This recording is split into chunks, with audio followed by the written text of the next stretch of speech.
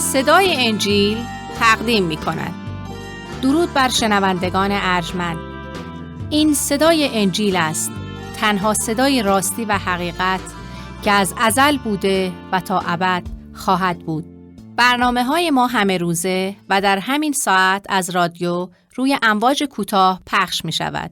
شما می توانید از طریق شبکه‌های اجتماعی فیسبوک، گوگل پلاس و یوتیوب با تایپ فارسی رادیو صدای انجیل با ما در تماس باشید. آدرس ایمیل ما از این قرار است: radioenjil@gmail.com. تکرار می کنم، آدرس ایمیل ما radioenjil@gmail.com و تلفن تماس ما 201 616 920 1791. تکرار می کنم، 201 616 920 1791. از شما دعوت می کنیم که به برنامه این ساعت صدای انجیل توجه فرمایید.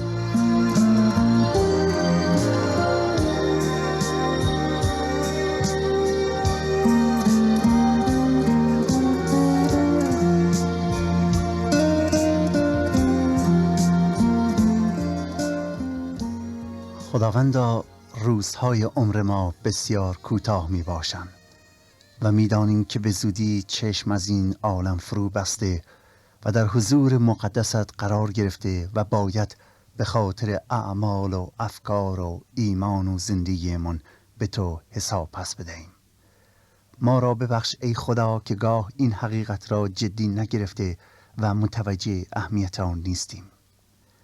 ای پدر آسمانی و ای خالق مهربان، استدعا می کنیم که نور لطف و کرم خود را بر ما بتابان تا به این حقیقت پی ببریم که آنچه انجام می دهیم و آنچه در فکر خود می پرورانیم سرنوشت ما را تعیین می کنند. خدایا، این زندگی را که تو به ما عطا کرده ای به دستهای مقدست می سپاریم تا برای تو و به خاطر تو آن را به سر آورده و تو را راهنما و هادی خود قرار بدهیم.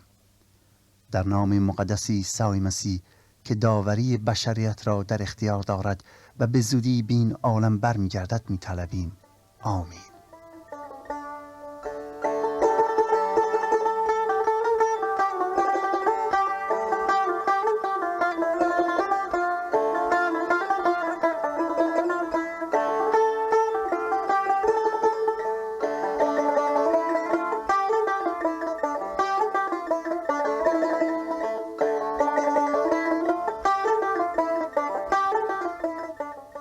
زندگی و تعلیمات عیسی مسیح، برنامه از صدای انجیل.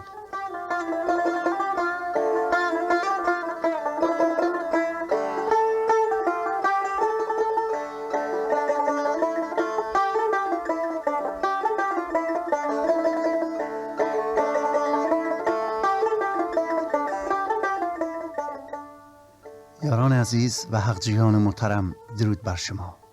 امیدوارم که خوش و سلامت بوده و با اشتیاق بسیار آماده شنیدن برنامه دلخواهتون باشید. من برادر شما و غلام نالایق عیسی مسیح این افتخار رو دارم که از انجیل مقدس، این جاودان کلام خدا، آیات شریف را براتون بخونم و پیرامون آیات قرائت شده توضیحاتی جهت روشن ساختن معنی آیات تقدیم حضورتون کنم تا با حقیقت آشنا شده و با پذیرفتن آن آزاد شوید. در ادامه مطالعه زندگی و تعلیمات عیسی مسیح توجه خود را معطوف به فصل 26 از انجیل مقدس به قلم متی حواری نموده و از شما دعوت می‌کنم که اگر کلام خدا را در اختیار دارید آن را به صفحه 45 و اگر از انجیل تفسیری استفاده می‌کنید به صفحه 37 بگشایید تا با یکدیگر از مطالعه کردن کلام خدا فیض ببریم. احیانا اگر شما از شنوندگان عزیزی هستید که هنوز انجیل مقدس را به زبان فارسی در اختیار ندارید، منتها مایل هستید که اونو داشته باشید، ما ازتون دعوت میکنیم که حتما با ما مکاتبه کنید تا براتون انجیل مقدس رو ارسال بداریم. آدرس رو در پایان مجددا تکرار خواهیم کرد. لطف کنید که نامه هاتون رو به زبان فارسی بنویسید، ولی آدرس روی پاکت را حتما باید به لاتین بنویسید. از توجهتون بی‌نهایت سپاسگزارم. این برنامه رو از صدای انجیل میشنوید. از فصل 26 انجیل مقدس متی ما با آخرین روزهای زندگی عیسی مسیح در این دنیا روبرو می‌شویم. در این فصل درباره آخرین شام عیسی مسیح با شاگردانش و دعای او در باغ جستیمانی و سرانجام دستگیری و محاکمه‌اش روبرو می‌شویم. در مورد این فصل باید بگیم که طولانی ترین فصل انجیل مقدس متی محسوب میشه و خواهیم دید که هر حادثه یا موضوعی رو که بیان میکنه اشاره مستقیم در واقع به صلیب عیسی مسیح داره. شاید در فکر خواننده این سوال پیش بیاد که عیسی مسیح انگار در دامی افتاده که راه فراری ندارد. چرا؟ چون وقتی که آیات را میخونیم انگار اینکه همه چیز مسیح را به طرف صلیب میکشونه و انگار که اون هیچ قدرتی نداره که از این مهلکه جان سالم به در ببره. ولی دوستان عزیز، اگر در آیات دقت خاصی مبذول بداریم، مسیح رو میبینیم که در همه چیز صاحب اختیار است و توانایی کامل داره و در حقیقت بیش از هر موقع دیگر قدرت او، پادشاهی او و صاحب و ارباب بودن او آشکار و مسلم است. بله، در صلیب مسیح و در جریاناتی که او را دستگیر میکنن قدرت او فوق‌العاده آشکار میباشد.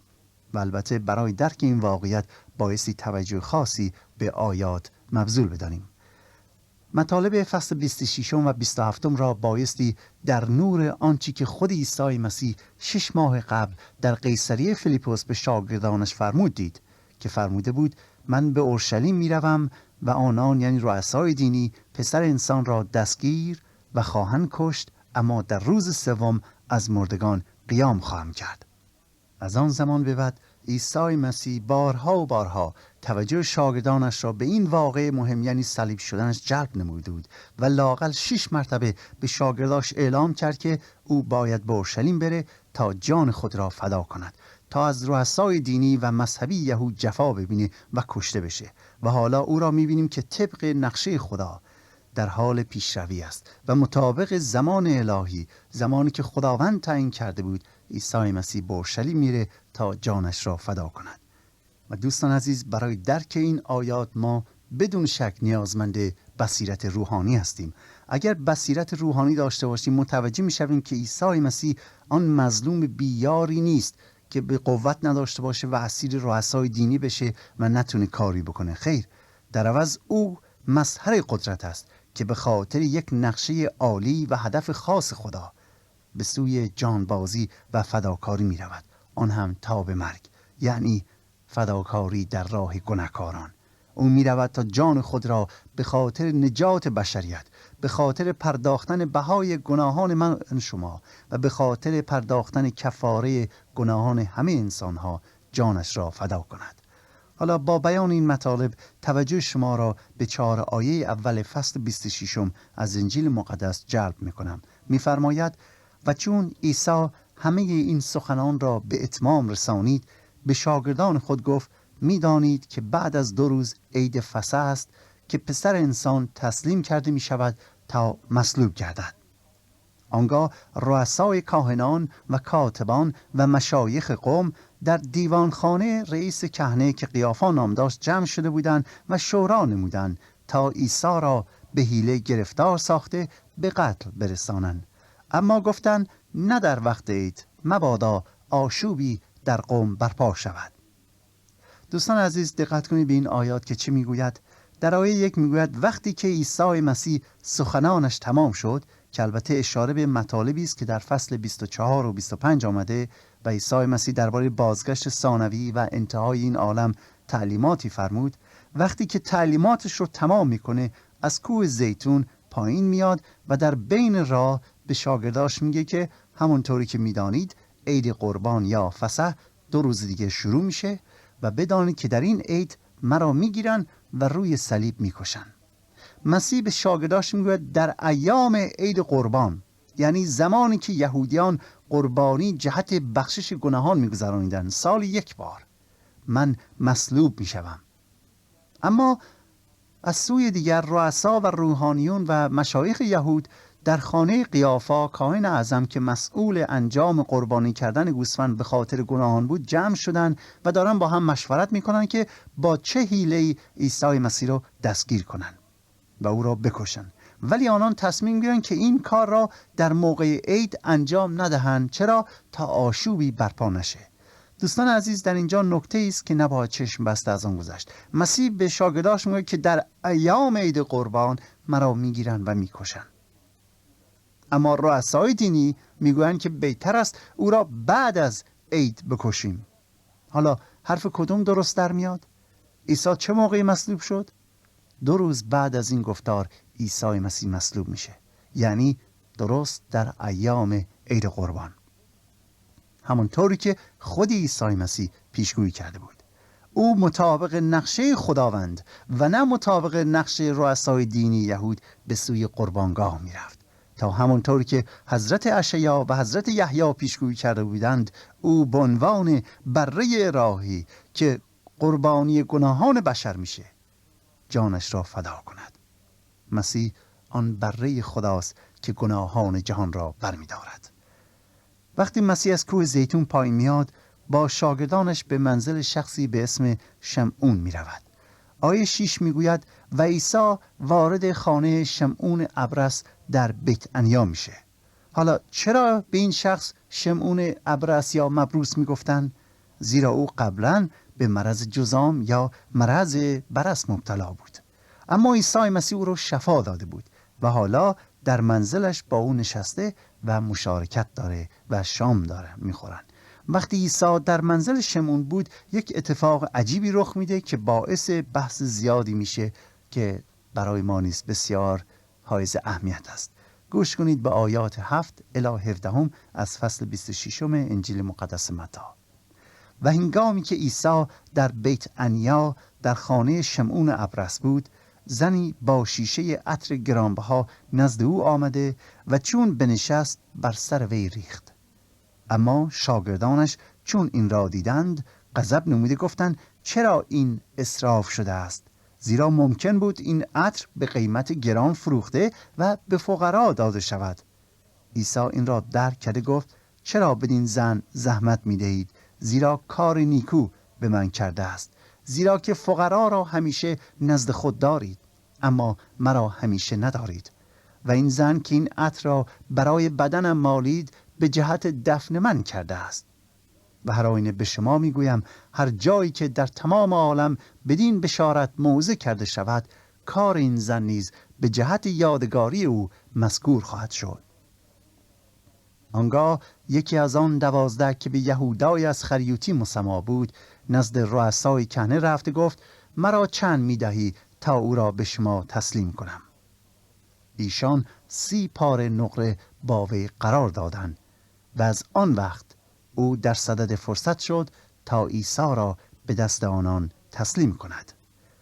در این آیات 2 موضوع بسیار مهم است. یکی آنچه که عیسی مسیح می‌فرماید و دیگر این که عکس العمل شاگردان به خصوص یهودای از خریوتی.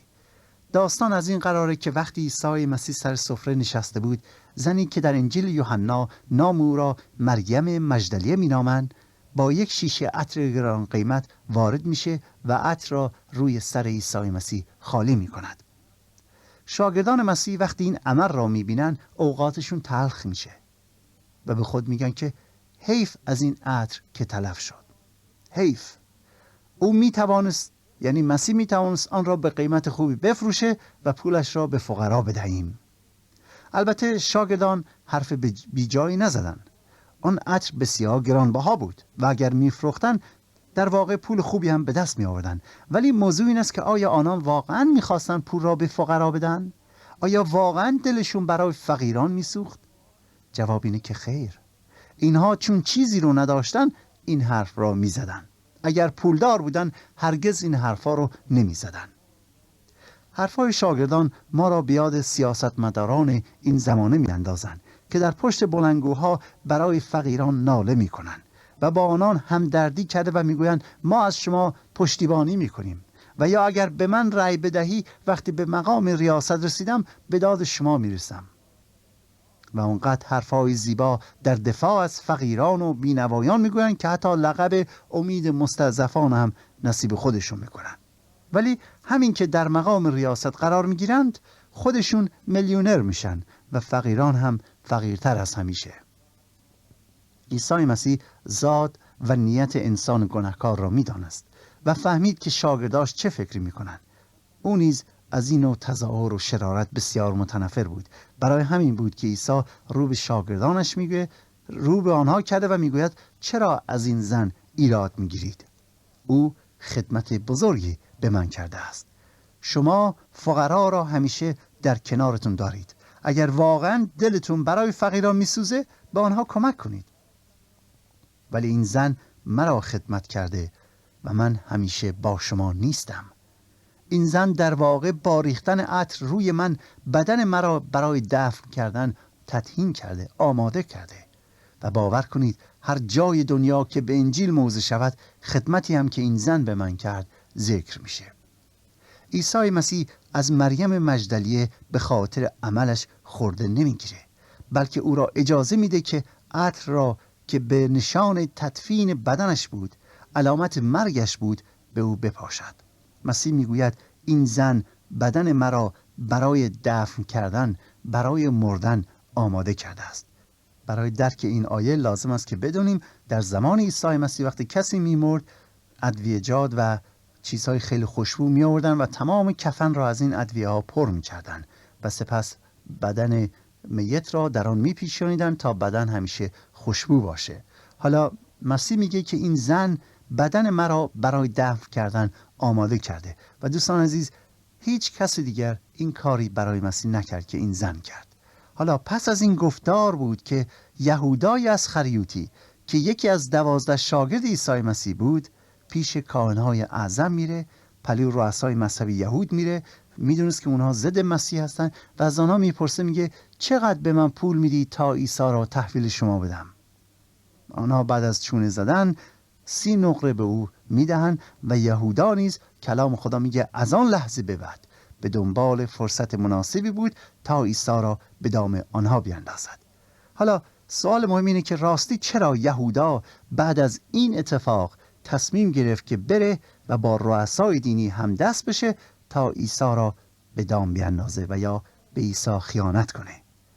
شاید دو آیه‌ای که در این فصل هست موضوع رو برامون خیلی روشن کنه و دلیل رو هم به ما بدهد و آن آیه اول و آیه 12 است.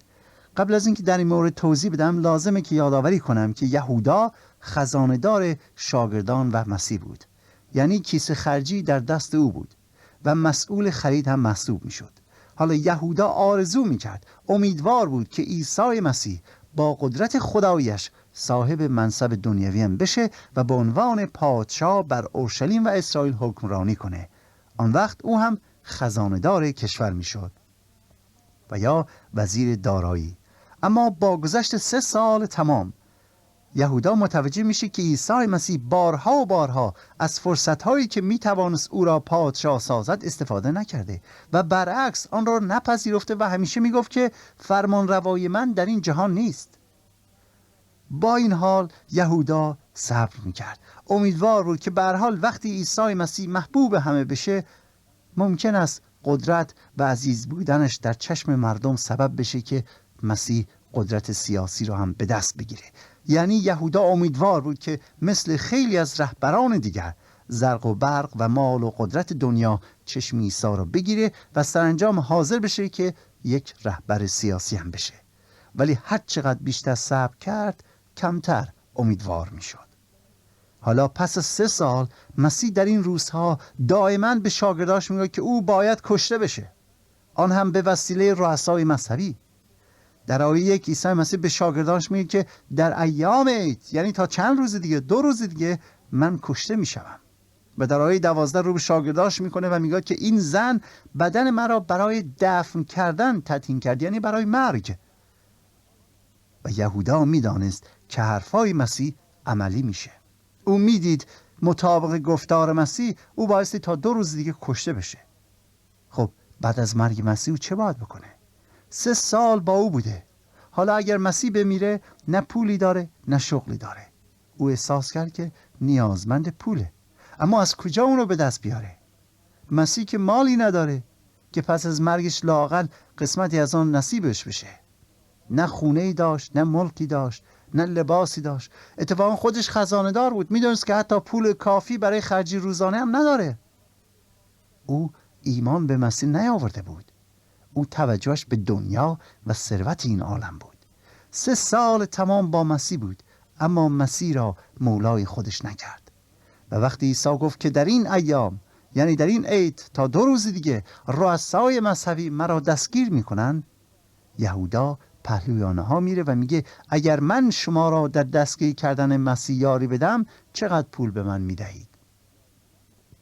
رؤسای مذهبی از اینکه یکی از شاگردانی که همیشه با مسیح بوده حاضر شده با آنان همکاری کنه ذوق زده میشن و پس از چونه زدن بر سر سکه ها 30 سکه نقره قرار میگذارن که به یهودا بدن اگر عیسی را به آنها معرفی کنه و یا در خلوت اونا را هدایت کنه که عیسی را دستگیر کنن. دوستان عزیز، وقتی که ما چشم به عالم دنیایی داشته باشیم، وقتی که ما چشمان خود را بر عالم معنویت نگذاریم، وقتی که دید معنوی نداشته باشیم، هرگز قادر نیستیم حقیقت خدا را دریابیم، حتی اگر در برابر ما کهکشانها و عظمت خدایی قرار گرفته باشد. حتی اگر مردگان هم در برابر چشمان ما برخیزن، باز قادر نخواهیم بود که قدرت خدا را در زندگی ببینیم و حقیقت را بیابیم، بلکه یک حرفی میزنیم میگیم که این شعبده بازی بوده یا غیر و غیره. یهودا 3 سال تمام شاهد معجزاتی بود که عیسی مسیح کرده بود. او اکنون در خانه شمعون که قبلا مرض جذام داشت ولی مسیح او را شفا داده بود داره شام میخوره. او شاهد زنده شدن این لازر از مردگان بود در همین شهر بیتنیا. اما وارد ملکوت خدا، وارد عالم معنویت نشده بود. چرا؟ چون او از عیسی مسیح چیز اشتباهی میخواست. او از عیسی مسیح ثروت و مال دنیا را میخواست و نه بخشش و رحمت. دقت کنید، او از عیسی مسیح ثروت دنیا را میخواست، نه بخشش و رحمت. راستی دوستان عزیز، شما از عیسی مسیح چه میخواهید؟ آیا مانند یهودا فکرتون به چیزهای دنیاست که ثروتمند بشید و یا به مقامی دست یابید و یا اینکه آنچه که نیاز دارید یعنی بخشش و رحمت خدا را طالبید؟ یهودا چشم به مال دنیا داشت، نه بخشش و رحمت گناه، زیرا در خود گناهی احساس نمی‌کرد و برای همین بود که او قادر نبود نور حق را ببیند و از مال دنیا دست برداشته و به سوی خدا بیاد. خیر، در عوض به خیال اینکه نمک خوردن و نمکدان شکستن چندانم بد نیست، در صدد خیانت کردن به مولایش میشه، تا لااقل وقتی که مسیح میمیره یه پولی داشته باشه که بتونه یه شغل جدیدی باز کنه یا در پی کار تازه‌ای بره و خرج زندگیشو بچرخونه. او فکر عالم مادی داشت و اینکه اگر مسیح مرد اون وقت چه؟ او به رستاخیز مسیح نیز معتقد نبود. برای همین بود که میره نزد رؤسای دینی یهود و میگه که ببینید من حاضرم عیسی را در وقتی که تنهاست به شما معرفی کنم، جایی که او میره و تنها هستن به شما نشان بدم، ولی بایستی به من پول بدید. و سرانجام به خاطر 30 پاره نقره یهودا با رؤسای دینی موافقت میکنه و همکاری میکنه که عیسی را دستگیر کنن. دوستان عزیز، شاید من و شما در این لحظه یهودا را مورد نکوهش قرار بدیم و او را خائن خطاب کنیم. البته که او خائن بود، ولی ای عزیزان لحظه‌ای تأمل فرمایید. راستی آیا اگر من و شما هم مثل یهودا فکر میکردیم، جای او بودیم و مانند او امید داشتیم، این کار را نمیکردیم؟ چرا راه دور بریم؟ به زندگی روزانه خودمون توجه کنیم. چند مرتبه امروز برخلاف خواسته خدا رفتار نمودیم؟ چند بار جملات ناشایست از دهانمان خارج شد؟ چند بار چشم طمع به مال دیگران داشتیم؟ چند بار حق بازی کردیم؟ چند بار رشوه دادیم و یا رشوه گرفتیم؟ راستش این اعمالی که مخالف خواسته و اراده خدا و عیسی مسیح است دست کمی از رفتار و عمل یهودا ندارد. زیرا هر باری که ما خلاف خواسته خدا را انجام می دهیم و عمل ناشایستی انجام می دهیم و یا از انجام کار نیکو غفلت می ورزیم، روح مسیح مقدس را آزرده می کنیم و نسبت به او بی احترامی کردیم و در واقع به او پشت پا زده و از خیانتم بدتره. ای عزیزانم، زود قضاوت نکنیم، مردم را نکوهش نکنیم، مردم را محکوم نکنیم. چقدر خوب است که خودمان اول خودمون رو داوری کنیم. چقدر خوب است که من و شما نیز برای خلاصی از یوغ اسارت اهریمنی چشمان خود را از مردم و دنیا و آنچه که در آن است برداریم و به او که نور عالم و حقیقت و راستی و زندگی حقیقت است بنهیم. شاید بگید که من دل به خدا سپردم و خدا را دوست دارم. رضایم رضای خداست. دوست من، گفتن این جملات آسانه، اما کتاب مقدس میگوید اعمالتون باید گواه این حقیقت باشه. فراموش نکنید که مردم اعمال ما را بیش از هر چیز دیگری میخوانند و فریاد اعمال ما بلندتر از هر گفته و حرف میباشه. ضرور مثلی است که میگوید اعمالت آنقدر بلند داد میزنند که نمیگذارند صدایت را بشنوم. یعنی مهم اعمال ماست و ثمرات افکار و عقاید دلمان در اعمال آشکار میشه. یعنی دوستان عزیز، کاری که میکنیم شخصیت ما را نشون میدهد. آیا این کاری که میکنیم رضای خدا را فراهم میآورد؟ چون که آنچه که در دل باشد در اعمال و زبان آشکار میشه. مسیح فرمود که زبان از زیادتی دل سخن میراند. پس باید به اعمال خود نگاه کرد و قضاوت نمود. راستی ای یار من، ای برادر و خواهر عزیزم، ای هموطن گرامی، آیا اعمال امروز و دیروز مقبول پسند خدا بود؟ خودتون قضاوت کنید. دعا کنید که فیض خداوند نصیبتون بشه تا با قدرت او و با لطف و کرم او دل از دنیا برداشته و چشم از دنیا برداریم و بر خدا و عالم معنویت بنهیم. مبادا خدای نکرده من و شما نیز همانند یهودا خیال کنیم که چون با عیسی مسیح هستیم پس کاملیم، چون با عیسی مسیح هستیم پس درستیم. جسماً با مسیح بودن شما را دگرگون نمی کند. زباناً نام مسیح را خواندن شما را عوض نمی کند، بلکه قلباً مطیع بودن، قلباً پیروی کردن از او و عملاً آشکار ساختن ایمان. پس ای عزیزان، دل را به او بدهید تا با دیده دل خدا را ببینید. دل را به او بدهید تا با دیده دل خدا را ببینید، زیرا این تنها راه شناخت خدا و درک خدای محبت است. حق نگهدارتان باد.